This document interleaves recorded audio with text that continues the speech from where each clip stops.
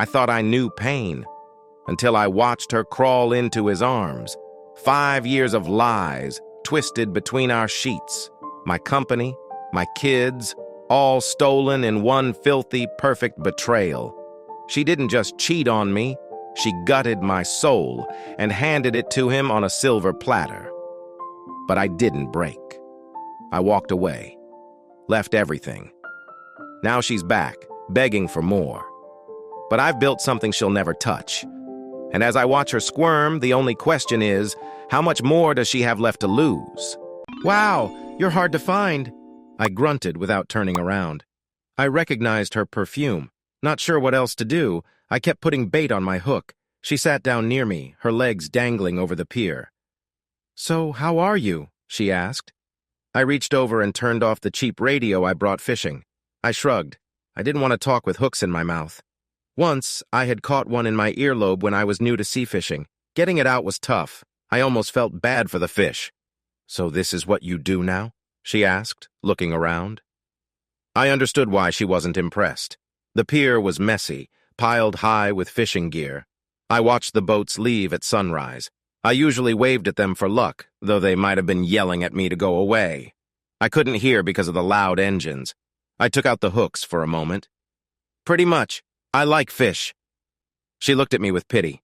I didn't want it, but it didn't bother me like before. "Jake," she started, but paused as I cast my line into a shadowy spot where the fish liked to hide. "Jake," she began again. I rummaged in an old army bag and pulled out a flask and 2 plastic mugs. I poured coffee and handed one to her. I didn't like her much, but I wasn't rude to guests. Rain took the cup, barely touching it. "You used to not care about stuff like that," I said.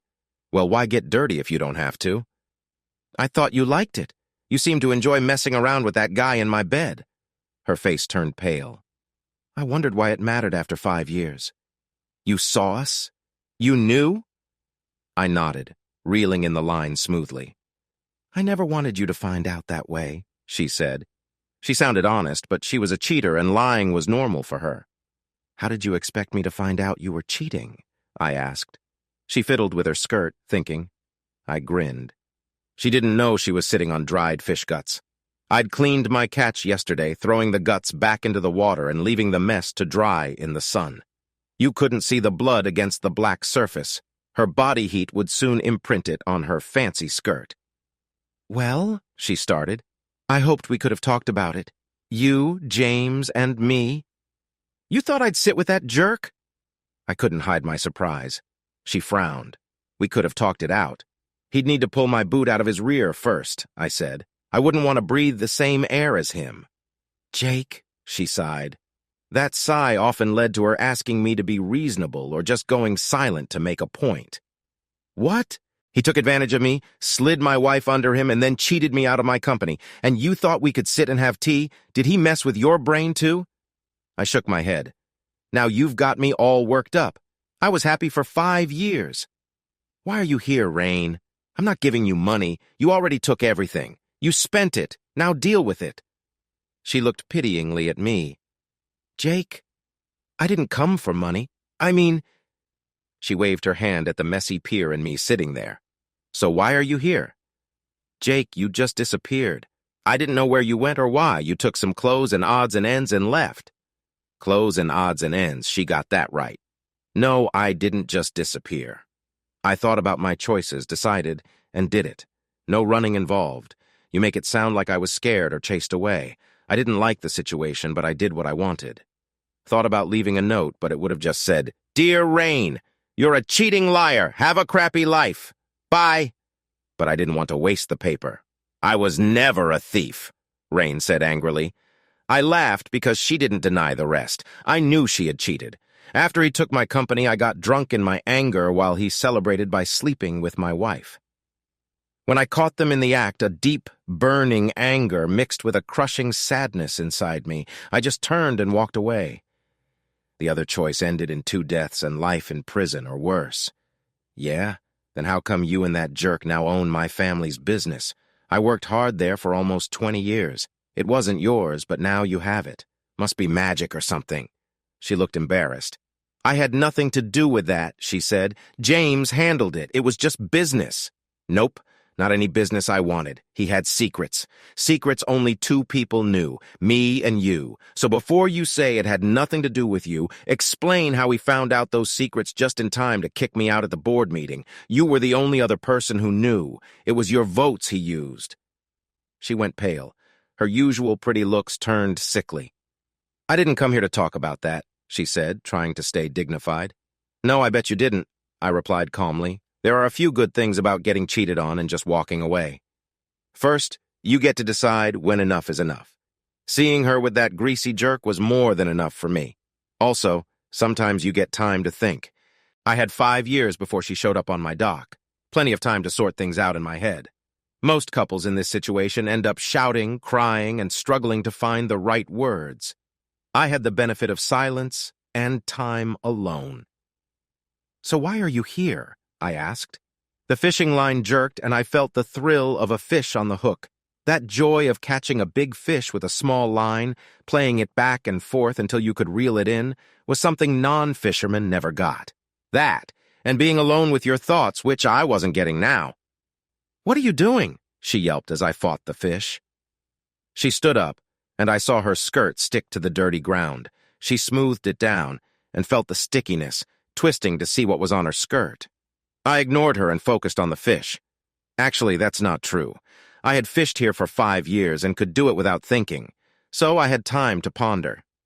I imagined the fish below, fighting against being pulled in a direction it didn't want to go until it got too tired to resist. Rain would have made a good fisherwoman. She played me during our marriage and was back to try again. She had her metaphorical fishing rod ready, knew where her catch was hiding, and was about to cast her bait. It's about Carrie and John, she said calmly. Never let the fish see sudden movement. Just dangled the bait and waited. What about them? Jake, they miss you. Your children miss you. They can visit me here if they want. Her look at my clothes and surroundings said she didn't see that as an option. They want you to be more involved in their lives, she continued like I hadn't spoken, a prepared speech then. They need stability and you around, but if you can't be more present, we need another way to provide that. As I fought the fish, her words felt surreal. And what might this other way be? James could adopt them, and before you get mad, think about it. It makes sense. He's there for them every day. Together, he and I are the parents they need. This is about the children, Jake. Not you, me, or James. Trust me. I'm their mother, and I only want what's best for them. What grade did Carrie get in science last term? I asked. It seemed off topic, but I had my reasons. What? You're their mom and so close. Thought you might want to brag about her grades to me. Show me what a good job you're doing. Look, I don't want to discuss grades. They're both doing well. No need to worry. No, I ain't worried. They're smart kids. They'll get by with some help. Yes, exactly. What would help is James adopting them and handling what you would have done if you were there. Take over? Take over from who? Thought you were doing all the looking after. Well, I am. I just meant the part you would have done if you were there. That doesn't make sense, I said. I'm not there, so who's doing it now? James is. He's a good man. He's a slimy jerk. We agreed on that. No, we didn't. Stop calling him that, she said firmly. If he's doing everything I would have done if I were there, why does he need to adopt my kids? That doesn't make any sense, he argued. She looked very red. I wondered if she was sick. I hoped she was. Are you feeling unwell? It's the fish smell. It's really strong. I can't smell anything. Maybe you're just imagining it. I'm not imagining it. It's really strong. Maybe it's from what you sat on. Look, James is a successful man, and he's a great role model for the kids. You're trying, but you're not much. You don't have anything. To be blunt, you're nothing. James wants to help, and I have a check for $5,000 in my bag. Take it and get back on your feet. Give yourself and your kids a chance for a better life. Thanks for the offer, but I'm fine here with my fishing gear. I don't need to sell my children. My fish was almost caught. The intervals between its movements were getting longer, but I knew a fish always makes one last struggle when it feels the net. As she struggled to clean her skirt, I crouched and netted my catch in one smooth move.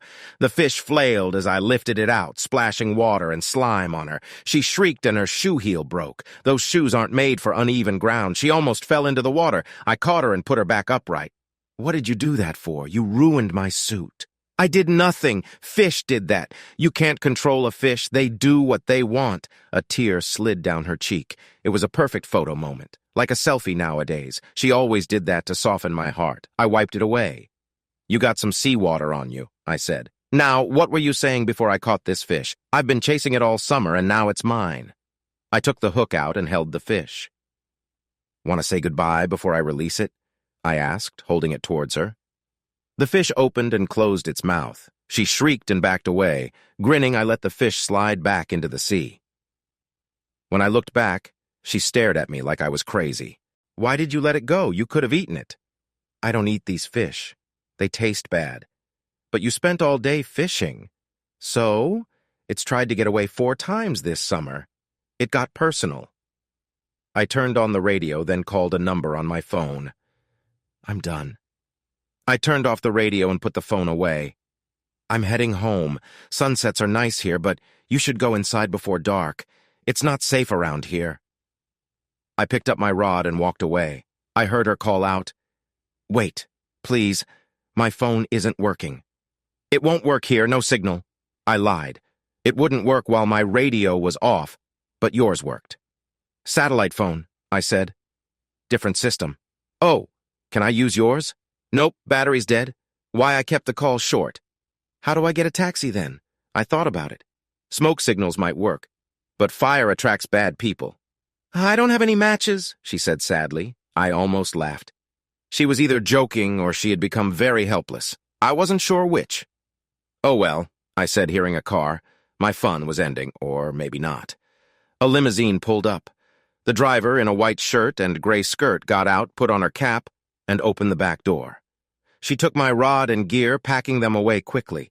I saw Rain's face. She looked shocked, then disbelieving. I couldn't resist. "Rose, what did I say about that skirt? It's supposed to be a uniform." "Sorry, sir," she apologized in a charming English accent. "I forgot." She rolled up the skirt, making it even shorter. I made a circling gesture with my finger and she turned around, showing her rear and sticking it out a bit. I sighed. "Rose, remember my instructions?" "Yes, sir," she said, saluting. "Oh, sir, Mr. Yamamoto wants you to call him soon. Would you like me over your lap now or later, sir?" She was trying to tease me. No time for that now. Over the trunk. Moments ago, her eyes were full of secret laughter, but now they widened at my words and then became careful. "Yes, sir." She turned and leaned over the hood, flipping her skirt over her back, showing her pretty pink underwear. Wow, she was really into this. Well, might as well continue. I gave her a light smack on her right cheek. It didn't wobble much. Her behind was very firm. I heard Rain gasp. "1, thank you, sir. Please, may I have another?" I smacked the other cheek a bit harder. 2, thank you, sir. Please, may I have another? When we reached 10, I was sweating, not just from the effort. Rose was shaking a little and breathing fast. I noticed a small wet spot on her underwear, getting bigger. 10, thank you, sir. Please, may I have another? Now, Rose, you know I'm only allowed to give you 10. It's in the company rules. Oops, I forgot my accent. Oh, well, my ex could think what she wanted. I know, sir. But if someone makes another mistake while being punished, the rules say more punishment can be given right after. She took off her hat and dropped it on the floor, revealing her shiny golden red curls. I love that color. Oops. Sorry, sir. I guess I need more punishment for that, too. I gave her another 10 quick smacks and then touched between her thighs. The fabric was much wetter. I moved my fingertips quickly and she gasped, then made a small cry. It wasn't a huge moment for her, but I hoped it was nice. She really was my driver, but the spanking was a little game we played sometimes. I hadn't expected her to play it in front of my ex-wife, but it made it more fun, and she really was very wet. After a few seconds, she turned, squeezed my hand in thanks, put on her cap, and stood by the door, ready to close it when I got in. I got in with a sigh. Thank you, Rose. Home, please. I really need a shower. Yes, sir. I'll tell Alicia you're coming. Perfect. She started to close the door, and then Rain, who had been standing with her mouth open wide, suddenly shrieked and jumped forward. "Wait, this is your car?" she gasped. "This is his work car," whispered Rose, knowing I could hear her clearly. At that moment, I realized she had seen my ex's photos on my office dartboard and was playing along. When a photo got too many holes, someone would replace it with a new one. I had gotten very good at darts. He uses the Lamborghini for clubs or the Mercedes Sport for wine tours. He lets me drive the Mercedes as a special treat, but only he drives the Ferrari. "You're his girlfriend?" Rain gasped, still shocked. Rose was just as surprised. "No way, ma'am. I'm his driver. It wouldn't be right for me to be his girlfriend, too." Rain gave her an odd look, but she had more urgent matters. "I need a ride into town. I'll come with you." Rose made a worried sound. I looked at her. "Sir, the lady's scent would get in the car. It would be hard to get it out. Michaela would be very mad, sir. Please." "Oh, she's right, Rain. That fish smell would ruin the leather. Sorry. You'll have to walk." "Oh, thank you, sir. That's such a relief. Michaela wouldn't be as nice about punishing me as you are." Rose looked truly relieved. "Wait," Rain yelled. "Let me think, please." "You could take that thing off," suggested Rose. "But you'd have to leave it here. The smell would drive us crazy." "What? I'm not leaving it here. It's a unique designer piece." "No, it's a fake. It's Chinese. You can tell by the buttons at the waist." Rain stared. "How do you know that?" "I studied design at Oxford. Clothes were my first love." "And now you're a driver?" "Cars were my second love. They became more important after Sir hired me. Now take it off and get in, or I'll drive away. Sir can punish me later for doing it." Rain sped up a bit. The buttons Rose mentioned were tricky. "Is Michaela his girlfriend?" Rain whispered. "No. She's his mechanic. She wishes she was his girlfriend." "A female car mechanic? That's rare." "She wasn't always a mechanic. She's Italian.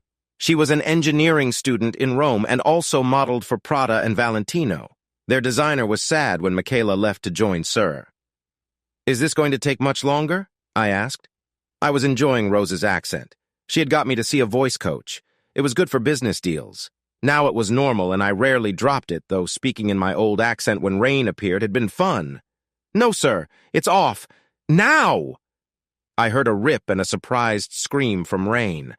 Rose had pulled it by the waistband until it tore away. I watched as Rose's hands moved to Rain's blouse, starting to unbutton it. Rain's panties were black and very small. I couldn't help but look. "Get off me," Rain hissed. "This one is a true Parisian original." "Oh, come on. The closest this thing has been to Paris is when the ship from Mumbai passed by in the Mediterranean. Do you know anything about clothes?" "Stop it! You're not getting in my car with this dirty rag on. Oh, never mind." I watched Rose tear the blouse apart, pull it off, and throw it on top of the skirt. This made my ex-wife's body shake under her little black bra. "Shoes," Rose ordered, like a stern airport security officer. The shoes went into the bin with the torn clothes. "Get in now," Rose commanded. Rain quickly got into the car, fearing she might lose more clothing. She wisely kept silent. "Sir, may I drive faster? This lady delayed us, and Alicia wants us to be on time. If we're late and the soufflés fall—" I shuddered at the thought of Alicia's disappointment. "Go for it. If any cops stop us, at least we can show Alicia the speeding ticket as proof we tried." "Is Alicia your girlfriend?" Rain asked. "No, Alicia is my chef." "Also from Rome, I suppose?" I chuckled. "No, she's from Australia, but she spent time in Rome getting her 3rd Michelin star." "And she modeled for Dolce and Gabbana?" Rose tried to hide her laughter.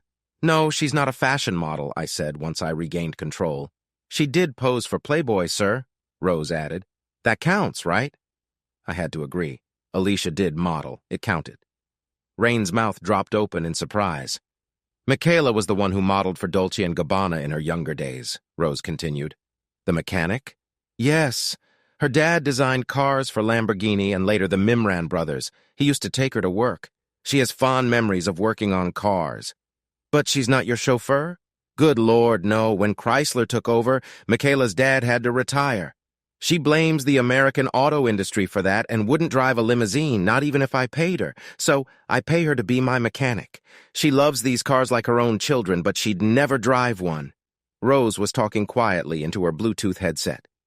Sir, Rachel says Alicia is very upset because the soufflés have collapsed, and she doesn't have time to make new ones before we get back. Tell her if the soufflés have indeed collapsed, she's fired. For 24 hours, sir? Yes, they're soufflés, not unicorn steaks. They probably taste better than unicorns, sir. Even so, Rose spoke into the phone again. Rachel says Alicia is now very happy. Good. Rain looked at me like I'd turned into a monster. Who are you? What do you mean, who am I? You know me. I'm still the same person. I slipped into my old accent, thinking of the beautiful woman I met in college.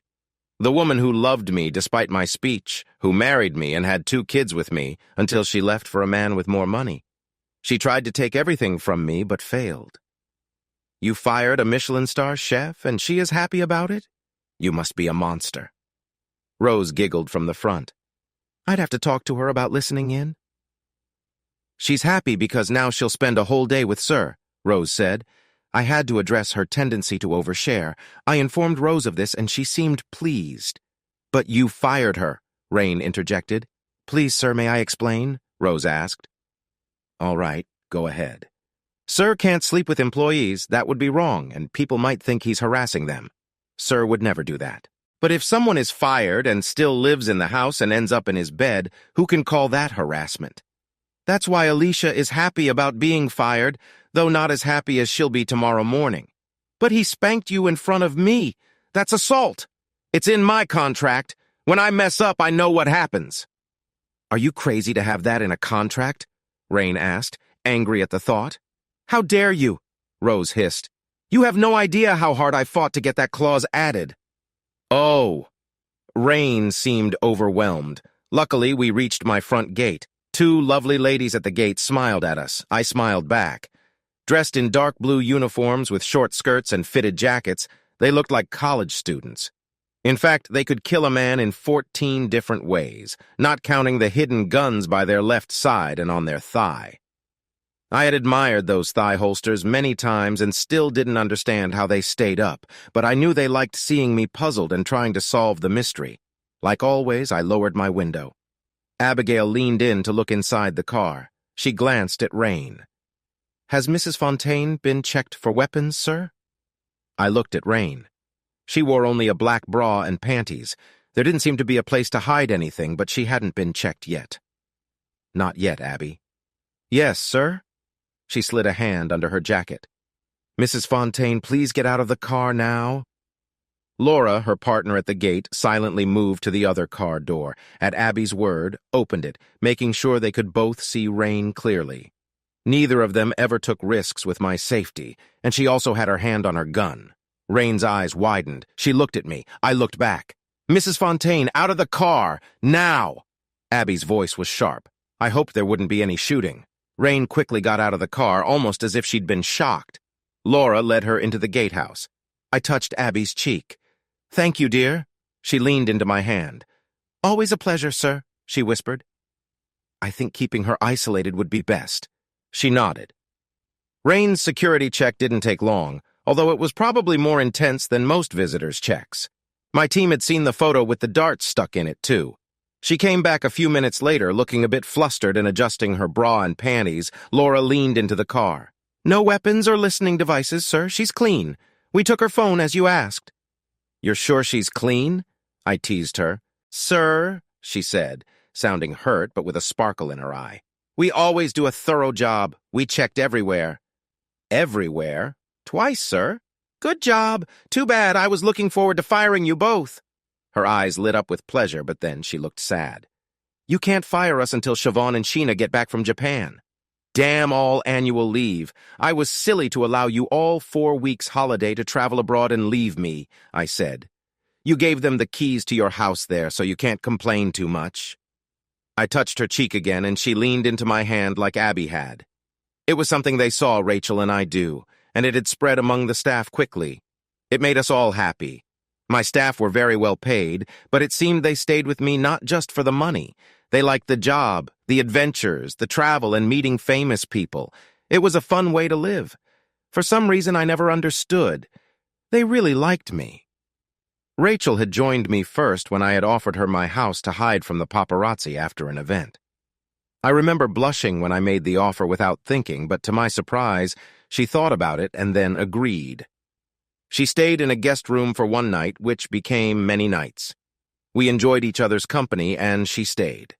As time passed, Rachel took charge of running my house whenever she wasn't working, and she brought in the others.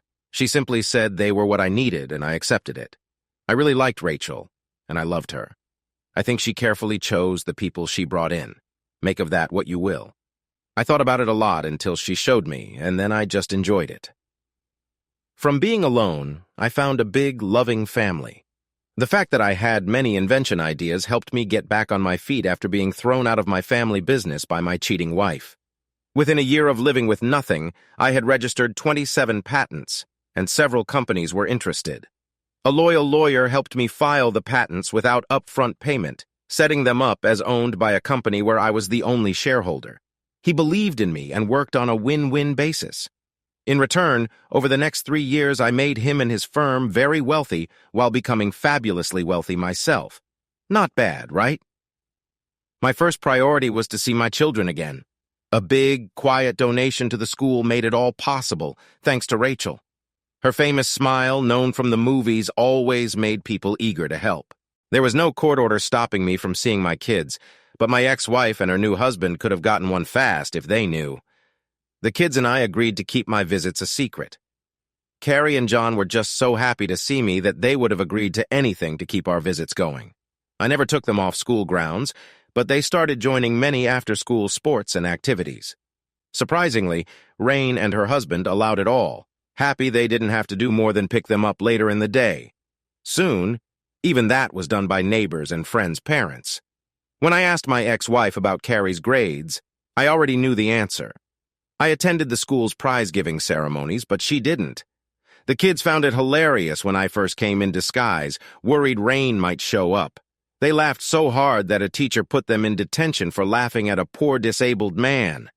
I joined them in detention, helping with homework. They loved it. I stopped wearing a disguise, knowing Rain and her husband had more important activities than caring for my kids. Our car pulled into our garage, which only had a few tools and oil cans. The closed garage made me happy. Rain screamed when the car began to descend. Rose pressed a button, and the garage floor lowered smoothly. Rose then parked in a designated spot underground. Michaela, working on the Mustang, smiled when she saw me but frowned at my passenger. Rose got out of the car and opened my door, hinting I should punish her for meddling in my business. I agreed to do it that evening. Her eyes closed briefly, and she wobbled a bit as I held her cheek. I guided Rain to the passenger lift. Rain kept making the doors reopen to look at the classic cars. "Is that a Rolls-Royce?" she asked, wide-eyed. "Yeah, Mick Jagger sold it to me. Said he was too old for this stuff now." She looked confused. "How? When? What? You can't have won the lottery. We would have heard. Worried about me, huh? Didn't want your ex finding his way without you knowing, right?" She blushed. "No, I was concerned for you." "Really? Your concern nearly killed me. Please stop worrying about me." "Why do you talk like that?" "I talk how I like. Sorry if you don't like it, in which case just leave." She stayed quiet, trying to understand my mixed accents. I made a mental note to thank my voice coach again. We got to the house. The lift door opened, and Rachel stood there, hands clasped and waiting. I took her hands, looking at her until she blushed. "Your hair is redder. I like it." "Thank you, sir. It's for my new role, but if you like it..." "There's nothing about you I don't like. Every bit is perfect." She playfully slapped my arm, pretending I shouldn't say such things, but she clearly didn't mind if I did. Her smile made me happy, and her dimple lit up my world. Rachel often traveled for work, but when we were together, it felt like she never left. When she was gone, time dragged on. I hugged her tightly and kissed her. "I missed you. Can I fire you?" "You went fishing, sir. You can't have missed me too much. And no, You can't fire me. Alicia was happy when you fired her. She cried on my shoulder. She needs you. You can fire me tomorrow. I kissed her deeply this time. She joined in eagerly, then pulled back with a mock scowl. Sir, you can't do that. I could report you. Whatever, I said. You're my full-time heart, but only a part-time employee. Report me if you want. Behave, she said, grinning secretly, pleased at being my full-time heart. Rachel and I had an unusual relationship. She visited when she wanted, usually between films. I suspected there might be other men. The tabloids linked her to everyone from the vice president to last year's racing champion. Here's the simplified and neutral version of the story. People said she was dating 14 guys at once. They claimed she went out with at least 3 of them every night. Some even said she had been with every man and woman in every movie she had ever made. One story got her mixed up with a character she played and said she was dating herself. These stories made me laugh, but they never touched my heart. No, I hadn't shut myself off emotionally from all women. Rachel and I had never promised each other anything. I would have married her right away, but I think she had been hurt as badly as I had in the past. I didn't ask her about it, and she didn't ask me. We were happy with what we had. Even though she was away for long periods, she would call me and the girls often and stay in our lives from afar. It worked. I don't know why she started calling me sir and herself the housekeeper. Maybe it made her feel grounded, giving her some stability in a life where she had to pretend to be everything from an ancient queen to a master thief. Rachel was the housekeeper, and so she called me sir. The others quickly started using my new title with great excitement. At first I thought she was practicing for a role, but she said, "No, sir, there's no acting needed for this." I went along with it and enjoyed it a lot too. While she was away, I would let the other girls go each day and make them my girlfriend for that day. If I had an event or party, they would come with me. If not, we stayed home like Alicia and I planned to do that night. Alicia loved pizza. She liked ordering it, getting it from the delivery person, and then sharing it with me. Maybe it reminded her of a happy childhood in some city in Australia. The idea of firing the girls before being with them was Rachel's idea. It started as a joke, but quickly became a habit. It made things clear. They could only be with me after they were let go for the night. This kept everything safe and professional. We all knew how far we could go with each other. If any of them met someone special, they only needed to resign. I valued them more than money, and we always had fun together. When I traveled, they came with me. When Rachel looked over at Rain, I turned slightly. Rain, you're Rachel from the movies. Yes, I am. And I know who you are too. You're Sir's ex-wife. Do you know how tricky your position is right now? She turned to me. And why is she half-dressed? I explained about Rain's dress. Rachel looked at me carefully, knowing we would discuss this later. Wait there, she ordered Rain. Please don't take off any more clothes. She touched her phone. Alicia, come to the entrance. Bring a guest robe with you. Oh, and you're let go as of right now, so hurry. Before I have to pluck my eyes out, she finished with a sigh and raised eyebrow at Rain. Rachel, I said, play nice. Rain came to offer me some money. She stared at me, shocked. How much? For what? $5,000? She wants to buy my kids from me. I saw a dangerous look in Rachel's eyes. She knew how much I loved my kids and how hard I worked to spend time with them. You want to buy his children? She asked Rain angrily. Rain backed away. Rachel was beautiful and usually gentle, but now she was in full protection mode. Even I felt a bit scared. Your children too. But that's all you think they're worth? $2,500 each? I would never sell my children for any amount of money, but you value them like a trip to Disney World? No, it's not like that, whined Rain. We thought he had no money and was too proud, so we thought. Is that the best lie you could come up with? Asked Rachel, incredulous. You were better at lying when you were cheating on him. Has your lie muscle weakened? How? Rachel knows all about us. Every little thing. Oh. You've set women back 40 years, said Rachel. All by yourself. I've heard a lot of nonsense in my business, but you outshine them all in being nasty and selfish. She broke off and turned to me, her eyes full of unshed tears. I realized she loved me and wanted my happiness. I felt the same way, but knew it wouldn't change anything. She needed her freedom, and I wanted her to be happy. "Are you okay?" she whispered. "How have you not lost it with her?" I thought about it, but I didn't want to end up in jail and away from my family, especially you. I was hugging her tightly when I heard an Australian voice behind me. "Hey, let go of her. You fired me, not her." Alicia was grinning big, looking beautiful. Then she saw Rain. "Oh, you must be the one who needs the robe. Put it on. You don't need everyone seeing you like that." I chuckled softly, letting Rachel know I was okay. I turned and saw Alicia holding out a robe to Rain. Alicia's Australian accent had softened over the years she spent in France and working for me, but it came through clear when she spoke to my ex. Rain looked crushed as she put on the robe. I understood why. Comparing Rain to Alicia was like comparing a mutt to a purebred Afghan hound in terms of looks. Both are dogs, but the comparison stops there. Alicia was tall and slim with an elegant look, like a young supermodel. Her pale blonde hair fell in shiny waves to the hem of her short skirt, normally tied up under her chef hat. She looked pure and innocent, but when she spoke, she swore like a sailor. She had told me her nickname in cooking school was Wharfie. The difference between her delicate look and her foul mouth always amused me, and I loved being with her. She kissed me as Rain stared. "You picked up some stray woman instead of coming home to me? My beautiful soufflés! I made the chocolate and chili ones you love. Now they're ruined, you idiot." I did love her cooking.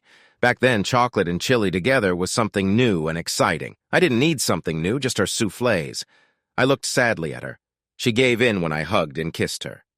"I'll make more for breakfast, okay?" she said. Michaela walked up from the garage steps and joined us. "Hey, who made the limousine smell like old fish? Why catch fish when you own a whole fleet?" Michaela, the very picture of a curvy Italian beauty, spoke worse English when she was upset, making things interesting. "It smells like you had some old woman in the car. Is this the old one? Why bring her home? Why not leave her where you found her?" I held back laughter. My girlfriends were defending me tonight. Rose must have told them about my ex-wife talking to me in the car. That meant Rose would be in trouble before bed for sharing that. My guess was confirmed when Abby, Laura, and Caroline, my secretary, joined us too. They surrounded us, giving me reassuring touches. "Lockdown is in effect, sir. No one is leaving until tomorrow," said Abby. "I put your friend in the Hazel room," I heard Michaela mutter. "Should leave her in the alley." Lockdown was surprising. We had never locked down the house before. We didn't even have a system for it. And now Rain was being kept here, right next to my room. Were they expecting me to go to her tonight? Alicia saw my confusion and guessed why. "No way. You're mine until you hire me back, so stop thinking about her and think about me, okay? And if you have good thoughts, we can have some fun later." Until then. Now I got it. Alicia wanted Rain to see what she gave up. I felt a little thrill at the thought. Alicia was a very giving lover when she got fired, always doing her best to make me happy. If she had held back before, who knows what would happen. Well, better that than a painful end, as my dad always said. Yeah, it didn't make much sense to me either. Rain didn't look happy. I can't stay. What would my husband think? He'd probably think, "Thank God I don't have to sleep next to her," said Michaela calmly. I snickered. "Caroline," I said. The tall, slim, dark-skinned woman with classic features and bright green eyes almost stood at attention. "Yes, sir." I smiled at her. She was beautiful and very smart, but always seemed nervous around me, like a deer near a hunter. Except when I fired her. Then she became fierce and strong-minded, walking into my room and taking charge of the situation. Each of my girls had their unique mind, body, and spirit, and all of them seemed happy to dedicate themselves to me and to each other. I had no idea why. Any of my 9 ladies could have, and often had, achieved great fame, high salaries, and commanded large teams, or even, in Siobhan's case, small armies. Somehow, Rachel had found 8 wonderful and beautiful women who had felt bored, hurt, threatened, or unappreciated in their lives, brought them together, and formed them into a close family around one broken man. They were my shield, and I was the rock at their center. It shouldn't have worked, but somehow it did. "Caroline, please start the Escatos protocol." Her eyes widened, and then a big smile spread across her face, her perfect teeth showing for a moment. A ripple of excitement passed through my staff. Rachel turned to me and took my hands. At last, she whispered. Caroline disappeared. Rose, I called. The redhead turned to look at me. Go to my room for punishment. Wait there until I get there. Be patient. She knew what that meant. She would be kneeling on the rug at the end of the bed, waiting. I kissed Alicia, who sighed. That troublemaker Rose has been naughty again? I nodded. We going to discipline her together? I nodded again. She shivered. I love this job, she whispered, then raised her voice. Rose, you've been very naughty. Extra dessert for you tonight. The pizzas, enough for everyone, arrived, carried by Chelsea, the usual delivery girl. Abby and Laura let her through, betting that Rain wouldn't realize the house wasn't actually in lockdown. I think Chelsea loved delivering to my place. Not only did she always get a big tip, but she also saw many beautiful women excitedly taking her delivery and rewarding her with a kiss. If Chelsea wasn't curious about girls before, she probably was now. Alicia and I sat on the sofa and watched the latest episode of an Australian show for a while. I thought it was very boring, but was happy to share that small taste of her homeland with her while we ate. As far as I could tell, the plot hadn't moved forward in the 10 episodes since I'd last watched it, and I concluded that if the show was anything like real life, then Australia had to be full of very simple and dull people. I'd never been there and didn't know, but I hoped that if Alicia was representative, then it had to be an exciting place and worth visiting. We had several patents licensed to Australian companies, so I thought I might take my employees on a business trip there in the company jet. I decided to wait for Sheena and Siobhan to return from holiday, and then put it to a vote. When we finished the pizza, I picked Alicia up in my arms, something she loved as it made her feel young and delicate, and carried her off to my bedroom. Rose was waiting for us. Following protocol, she was in full uniform, right down to her cap.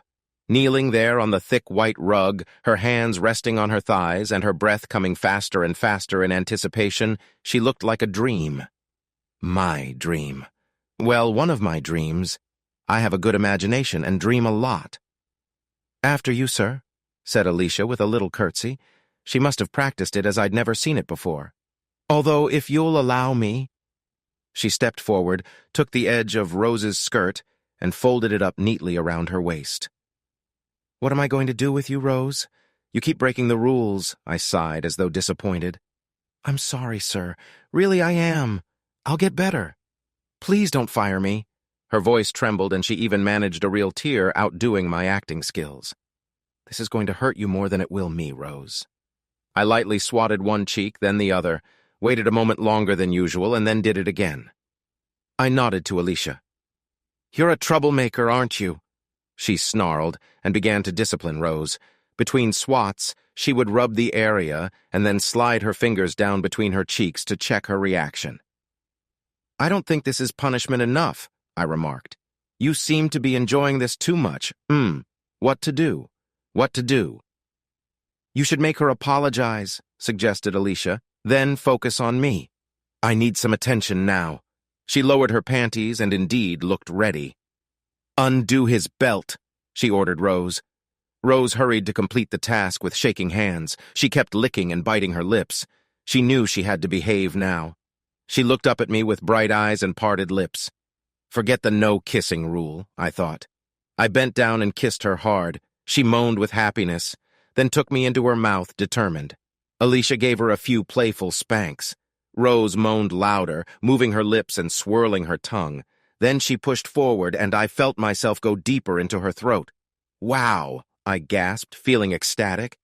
Don't make him finish in your mouth, you wild girl, Alicia warned.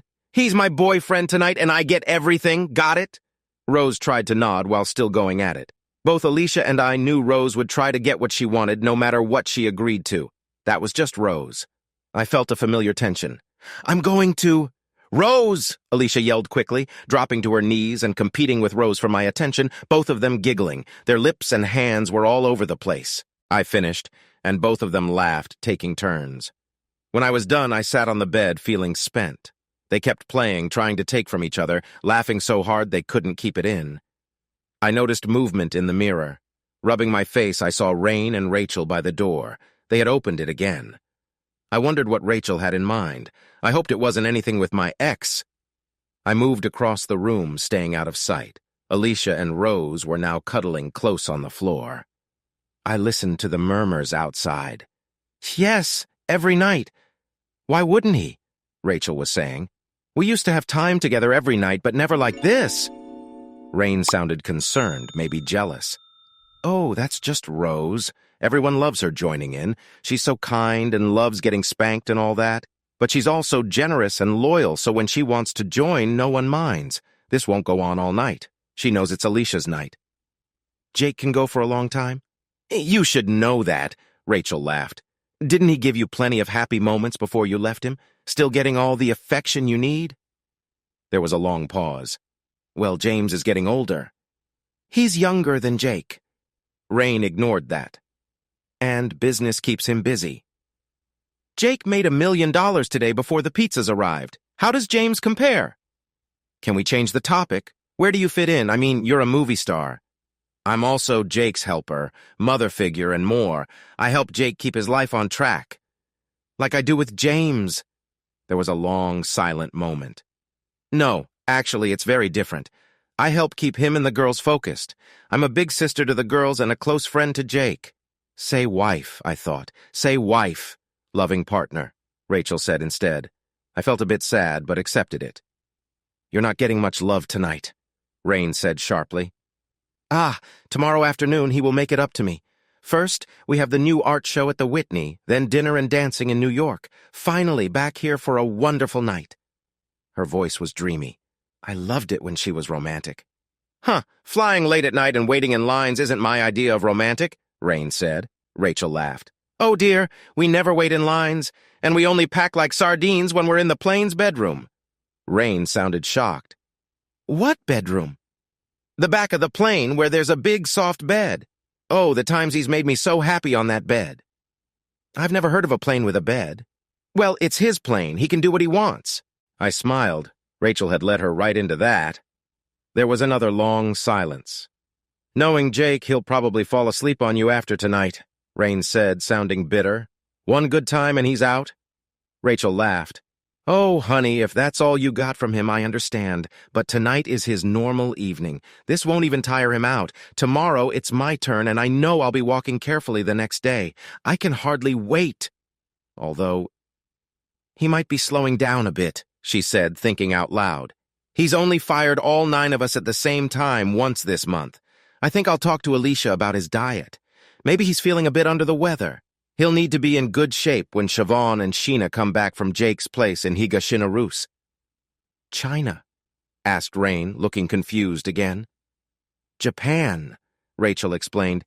"It's a beautiful village in the North Mountains of Japan. The girls love to ski there." "But this makes no sense. I must be dreaming." Rain sounded like she was about to faint. That would have been unpleasant, so I decided to look at something nicer and watched Alicia with Rose for a bit. When I finally sat on the bed, Rose got 3 quick pats from Alicia. We both gave her a kiss and sent her to her own bed, a very happy girl. Alicia moved closer to me, and I could feel her warmth for the first time that night. As Rose left the room, she playfully said, "Night, Rachel. Trying something new tonight? Designer label, huh? Mrs. Fontaine, you're so funny." Her laughter faded away, and then all I could hear was Alicia's excited heartbeat as she pulled me close, covering my ears. We spent some quiet, happy time together, and a while later she finally settled down on me. We had both put out a lot of fluids, but most of it was inside her, and only a bit on me. We moved to the dry side of the bed to cuddle and sleep.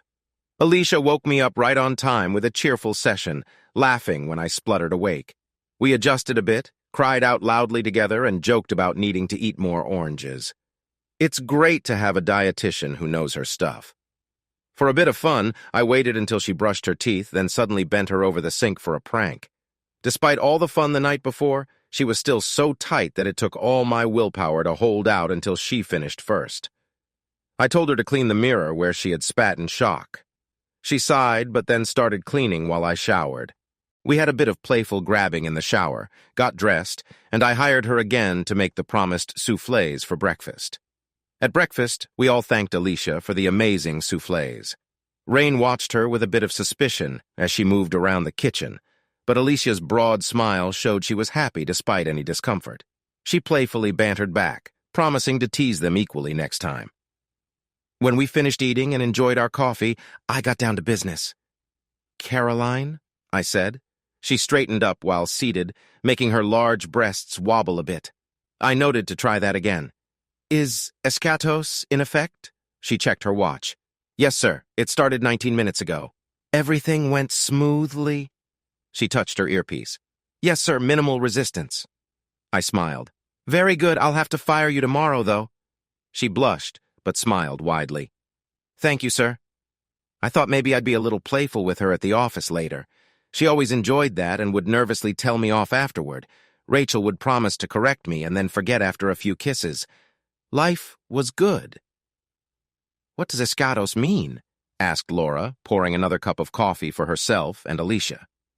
"It means the end," I said. "Oh, right," Laura smiled. "Fitting." Rachel touched my hand. "I'm so excited. Their rooms are ready, and I'll handle everything by the end of the morning." "More girls for your group?" Rain said disdainfully. "No," I said, keeping calm. Rewritten. Text. The moment was here, and I was ready to enjoy it. "My children." "You have children? When did that happen?" "When you sent them into the world," I said. She stared at me. "What do you mean?" "Carrie and John. They're coming to live here." Her eyes locked on mine before she jumped up. "Over my dead body." Abby's eyes lit up. "Oh, sir, can I—" "Sorry, Abby, not this time. I don't think she meant it." Rain understood what Abby meant and took a step back. "The children are not coming to stay here," she said, though her voice shook a bit. "Well, if not here, then where? They have to live somewhere. They live with James and me. Like I said, they need a place to stay, like a house. They live in my house. But you don't have a house." She looked at me, then shook her head. "You're not making any sense." "You don't own a house. The bank took it back because of the bankruptcy." Her mouth dropped open, and little noises came out. Then she closed it again. "Look, you're not making any sense. I'm going to call James and fix this. The children are not coming here. They are staying right where they are. In my house." Caroline handed her a phone that seemed to come from nowhere. With her tight dress, I had no idea where she had kept it. I got lost in that thought as Rain dialed. "Rain here. Put me through to James." "What do you mean he doesn't work there?" "Of course he works there. He owns the company. Now put me—" "That's nonsense. There's no way the board voted him. We are not bankrupt, so don't tell me we're in bankruptcy. Don't tell me how to speak about my company. How dare you? You're just a—" "No, don't hang up." She stared at the phone and then at me. She hung up. I hired that woman and she just hung up on me. "Well, you were getting a bit aggressive," I offered. The girls nodded in agreement. "Like someone mad about not getting paid," said Michaela brightly. Rose snickered and Laura laughed out loud. I touched Michaela's cheek and she leaned into my hand. Then she kissed my thumb. I loved when the girls did that. "But she said James had been escorted off the property." Rain seemed confused.